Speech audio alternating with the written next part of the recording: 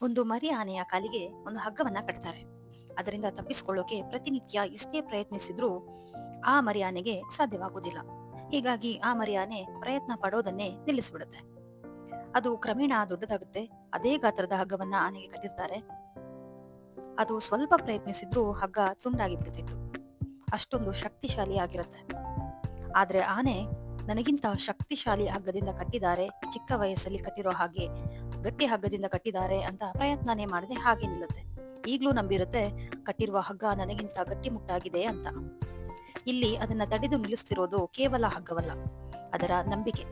ನನಗೆ ಇದರಿಂದ ತಪ್ಪಿಸಿಕೊಳ್ಳಲು ಸಾಧ್ಯವಾಗಲ್ಲ ಅಂತ. ಮನುಷ್ಯನು ಹಾಗೇನೆ ಕನಸಿನ ಬೆನ್ನತ್ತಿ ಸಾಗಿರ್ತಾನೆ. ತನ್ನ ಪ್ರಯತ್ನದಲ್ಲಿ ಎಡವಿದ ತಕ್ಷಣ ತನ್ನಿಂದ ಸಾಧ್ಯವೇ ಇಲ್ಲ ಅಂತ ಕೈಚೆಲ್ಲಿ ಕೊಡ್ತಾನೆ.